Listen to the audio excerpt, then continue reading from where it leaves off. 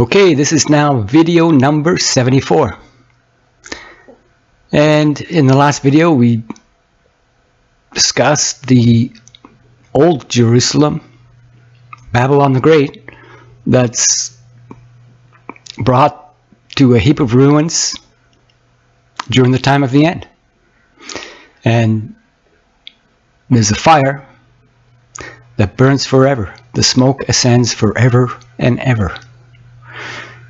And it's at that time we can expect that the new Jerusalem is being built or prepared. And so in this video, I'd like to talk a little more about the new Jerusalem. And to start, I'll read a scripture that I read a few videos previous. So it's in Revelation chapter 21. And it's about the new Jerusalem. And I saw a new heaven. Oh, by the way, I'm starting in verse 1 of Revelation 21.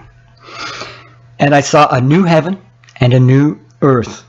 For the former heaven and the former earth had passed away. So the rulerships that previously existed will pass away. The old Jerusalem. And the sea is no more. And I saw the holy city, New Jerusalem, coming down out of heaven from God and prepared as a bride, adorned for her husband. So the New Jerusalem is something that will be prepared, built. And yet in a previous video we discussed that it was going to be built with precious stones, and that these stones were living stones, very much like Jesus Christ, who is the cornerstone. So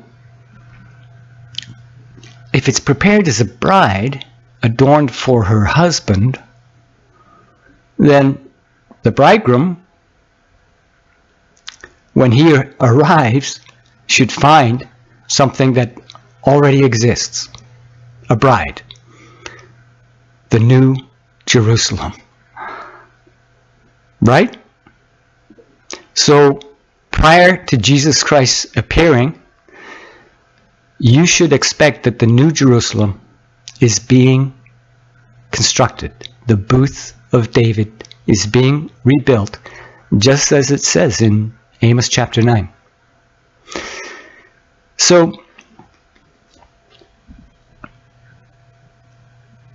what I'd like to do now is go back and read that scripture in Zechariah chapter 12 about the booth of David and Jerusalem. So here it is, Zechariah chapter 12, and it's starting in verse 7. And Jehovah will certainly save the tents of Judah first. And so hopefully my audience can see that that is indeed happening. And the Jews have returned to Israel, and they've been protected by God, winning battles, wars against enormous odds. But why? Why does Jehovah save the tents of Judah, the Jews, first? Listen carefully. He tells us. He goes on to say,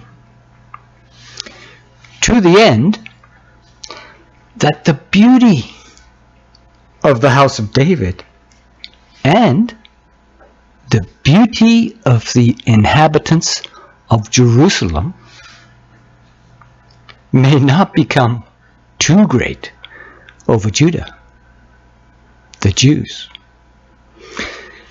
And remember, this house of David, the booth of David, is being built by people out of the nations, people called by God's name.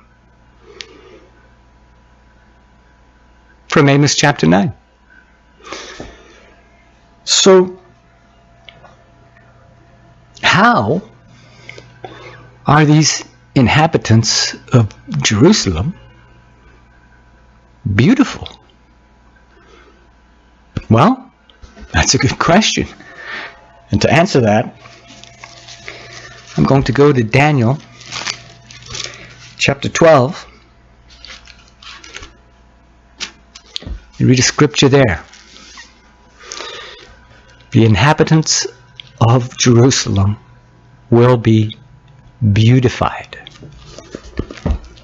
So, see if you can find any people being beautified during the time of the end. Here in Daniel chapter 12. I'll start in verse 3. And the ones having insight will shine like the brightness of the expanse. And those who are bringing the many to righteousness, the truth, like the stars to time indefinite, even forever. The inhabitants of Jerusalem.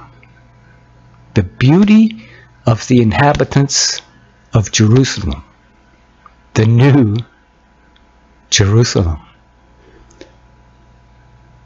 So, is that them here in Daniel chapter 12? Does that sound like inhabitants that will become beautified? And this happens during the time of the end. Let's go to Matthew chapter 13.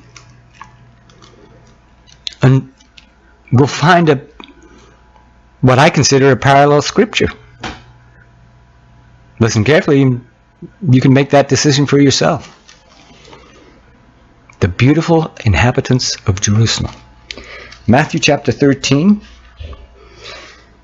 And I'll start in verse 39. The harvest is a conclusion of the system of things, and the reapers are angels. Therefore, just as the weeds are collected and burned with fire, so it will be in the conclusion of the system of things. So, where are the weeds? They're in the old Jerusalem. Right? Because the weeds are in Jesus Christ's kingdom, the old Jerusalem. And here it says they'll be burned with fire. I'm going to suggest it's the same fire that destroys Babylon the Great, the old Jerusalem. But let me keep going. The Son of Man will send forth his angels, and they will collect out from his kingdom all things that cause stumbling and persons who are doing lawlessness. So, in regards to lawlessness, I strongly recommend you watch the video that I invited everyone to watch at the beginning of this video series.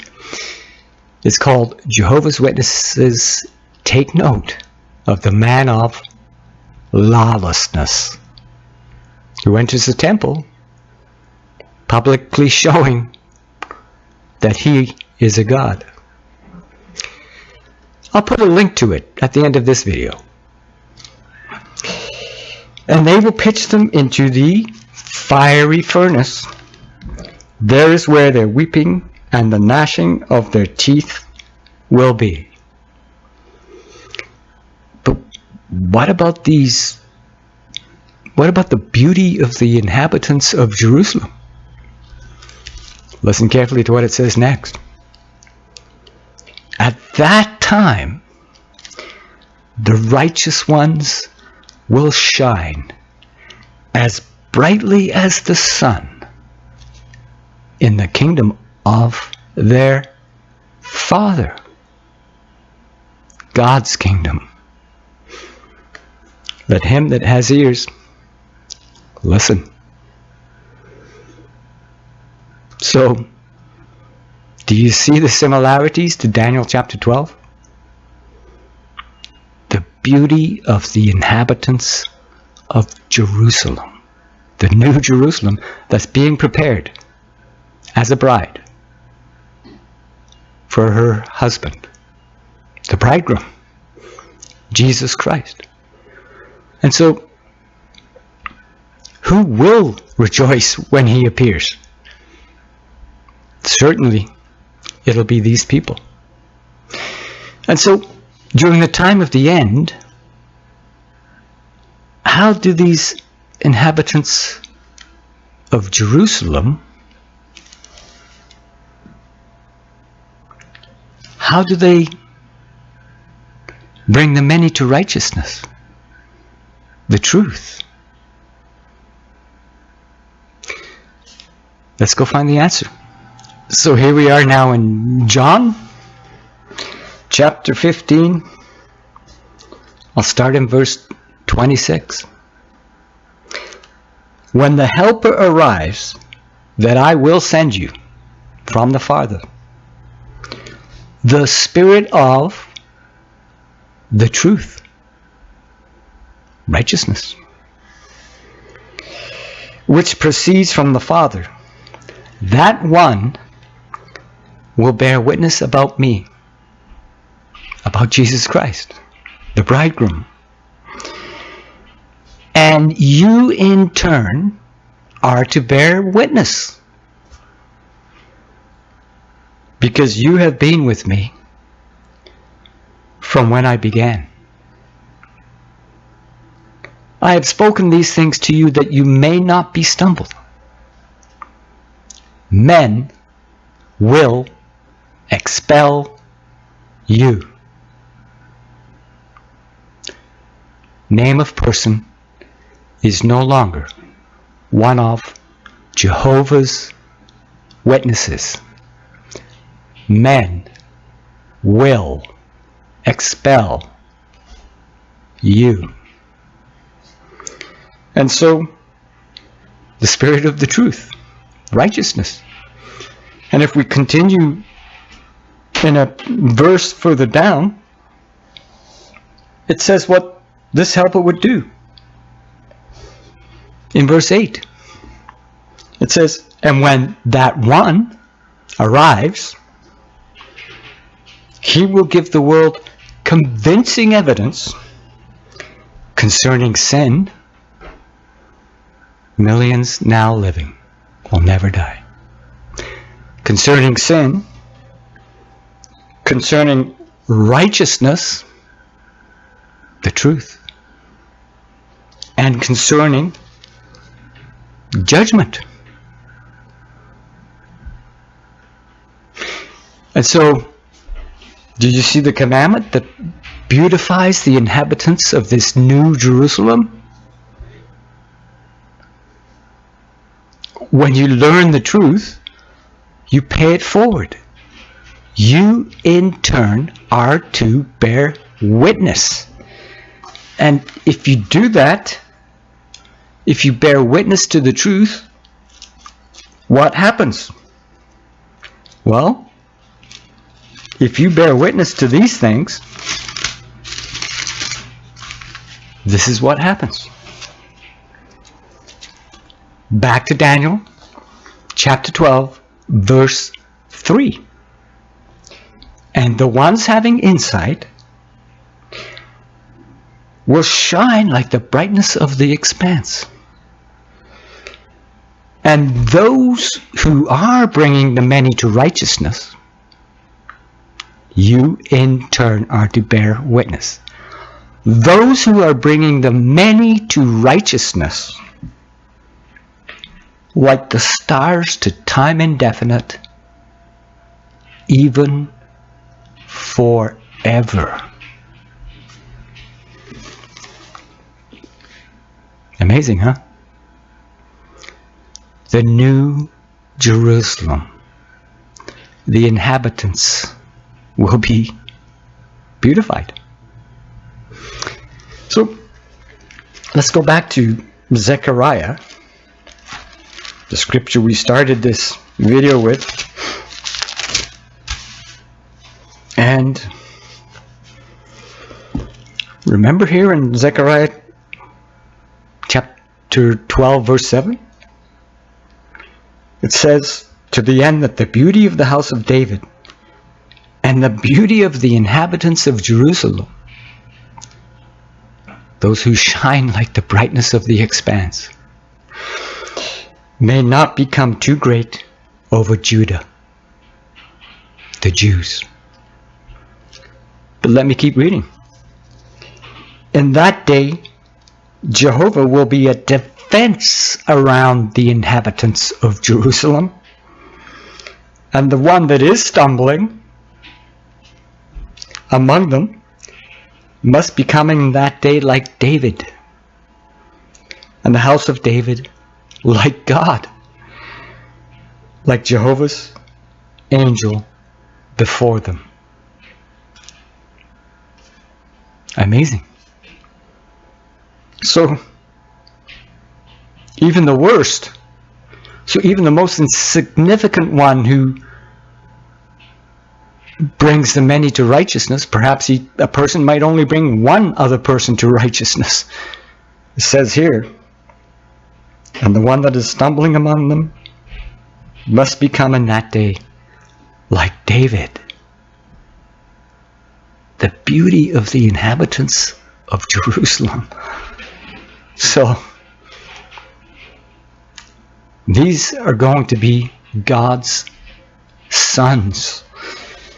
And to finish this video, I'll read a scripture that my audience already knows. It's in Romans chapter 9, verse 25. It is as he says also in Hosea, those not my people, I will call my people. And her who was not beloved, beloved. Beautiful. And in the place where it was said to them, you are not my people, there they will be called sons of the living God. The least one of them will become like David. Amazing, huh? So, was that said to you? You are not my people? Name of person is no longer one of Jehovah's Witnesses. You are not my people. Isn't it amazing? So, do you understand how to be prepared for when Jesus Christ arrives? With rejoicing on your part, when the bridegroom arrives, will he find a bride that's prepared? I truly hope he does find the beautified inhabitants of Jerusalem, which is why I'm making this video series. Jesus Christ is awesome. Everything he said would happen is really happening. You in turn are to bear witness. It's not difficult. All you have to do is parrot the things you've learned in the last 73, now 74 videos. So remember, I'll put a link somewhere to this entire video series playlist, and also that video that I reminded you about, the man of lawlessness. Okay?